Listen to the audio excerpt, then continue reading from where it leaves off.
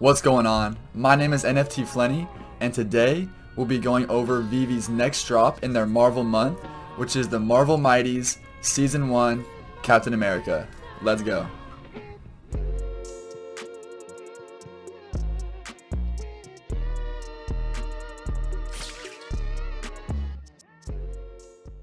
We're getting straight into it. Marvel Mighties Season 1 Captain America, let's go.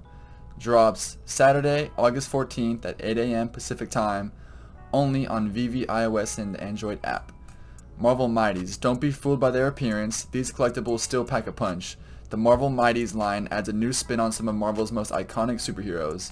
No PIM technology or gamma radiation was used in the creation of these digital figures. They may look small, but they're still mighty. Become a part of history with this inaugural series of Marvel Mighties digital figures featuring a variety of different heroes who have donned the stars and stripes, and their most deadly nemesis. Collect them all. So this is available globally, and here's what I'm excited about, and I'm sure tons of people are too. Blind boxes are here.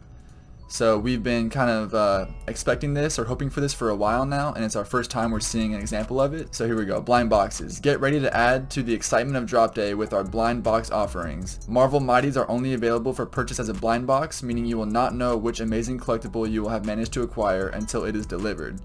Once delivered, blind boxes will be opened automatically. From that point on, you can continue to expand your collection with additional blind boxes or interact with other users in the market to complete your sets. So here we go. So here's the collectibles that we'll be looking at. And again, just to reiterate what the article said, you cannot choose which one you're going for. You'll just buy the box, and whichever one gets delivered will be the one that you have. So here we go, starting with the commons, we got Steve Rogers. In case you guys didn't know, they released the most popular characters as the common because they want the most fans to be able to have the most popular one, and to make the least popular characters the ultra rare to give them an extra kind of incentive for people to buy them, because normally the character on its own isn't as popular. So here we go, Steve Rogers, the first one. So he will be going for they will all be going for $13. So I'll just say it one time, and I won't say it for every collectible, but $13 for all of them, again randomized. 28,888 editions. First appearance, don't sleep on the first appearance just because they're little figures. First appearance is still huge no matter what.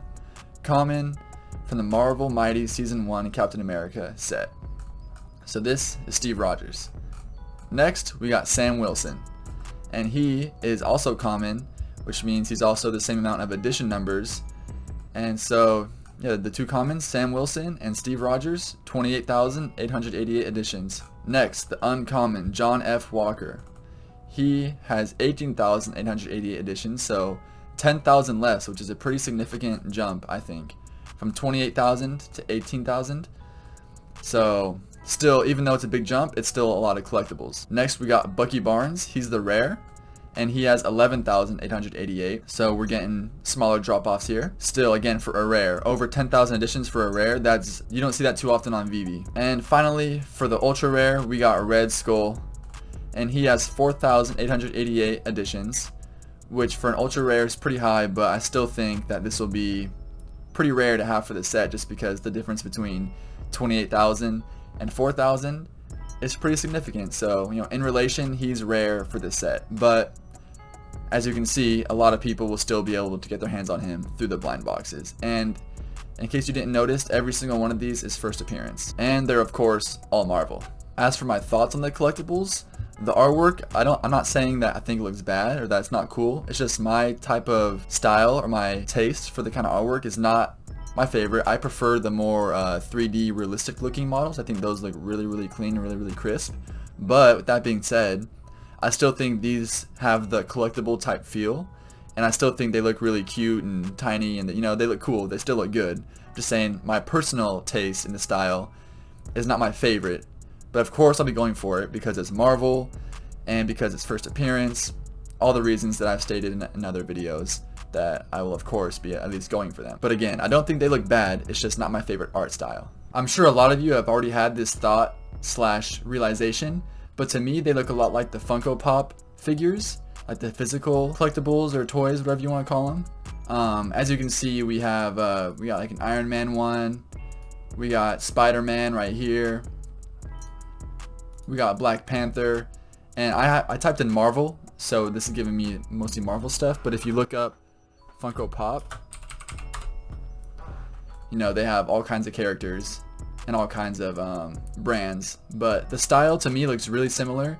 And if I'm missing something, if they're supposed to be similar, or if they're the same kind of like creator, style, artwork, whatever, please let me know in the comments. But I don't see any kind of Funko branding on the Veve collectibles, but they look a lot like these. So again, if I'm missing something and they're supposed to be that way, let me know, but I just noticed this. So if you add up the edition numbers of each collectible, that gives you 93,400 total.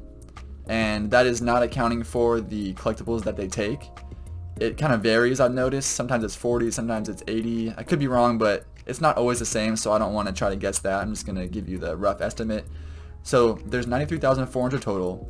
So your chance with each box, the percentage chance of you getting each collectible is as follows. For Steve Rogers and for Sam Wilson, they are both common and they both have 28,888. The chance of getting them is 30.93%. For John F. Walker, the uncommon with 18,888 editions, the chance of getting him is 20.22%. For Bucky Barnes, which is the rare and has 11,888, the chance of getting him is 12.72%. And finally for Red Skull, which is the ultra rare and has 4,888 editions, the chance of getting him are 5.23%. So statistically speaking, you would need to buy 20 blind boxes to get Red Skull. And again, this is just statistically speaking. You could, of course, get one box and get Red Skull. These are just percentages here. I'm really excited for these blind boxes. I think it'll make drop day just more exciting. And not only that, the most important thing I think it'll do is I think it'll give more people a better chance to get an ultra rare.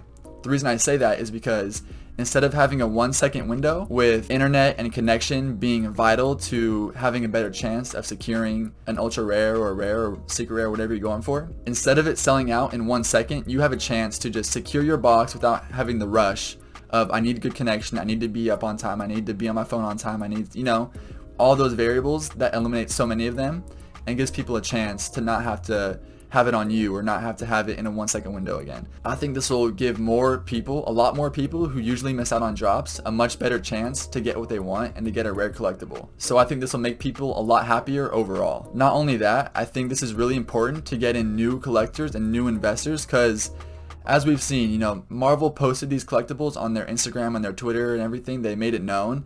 And still we didn't see a huge, as far as I know, a huge influx of new users or new Marvel fans.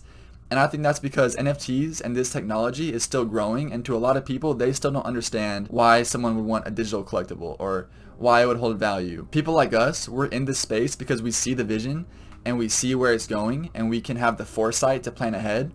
But to a lot of people, they're just not there yet. They just don't have the same background knowledge. They didn't see the same info.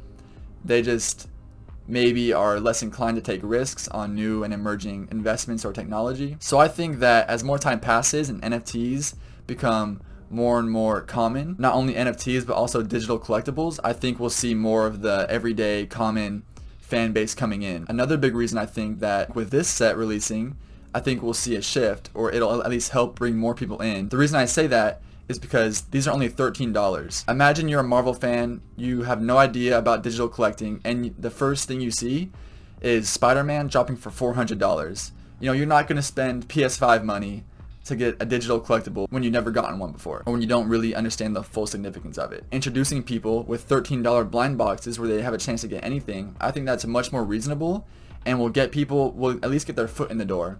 Because, you know, people aren't going to want to spend, like I said, $400 on their first collectible, most likely. If they get eased into it and when they start collecting small amounts, then they're going to get addicted. They're going to, you know, want to go more, get a bigger collection, get this and that, complete this set. You need to just get them in the door and just get them into the Veve app because, like I said, a lot of people are hesitant in crypto and NFTs in general.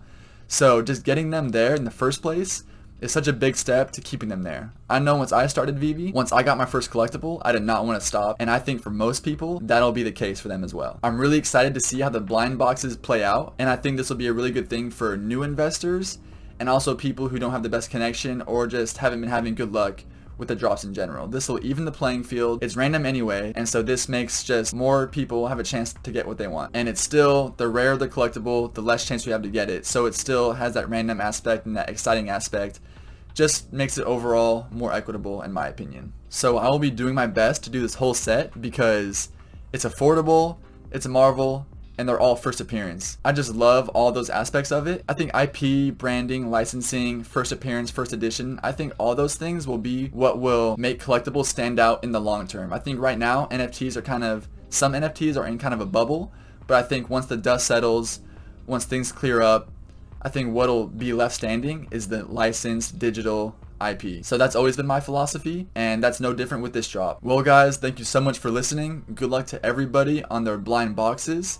I hope you all get what you want. I hope you're able to complete the set. With that being said, I'll update you guys with more info as it comes out about this drop. Happy Marvel Month. As always, this has been NFT Flenny.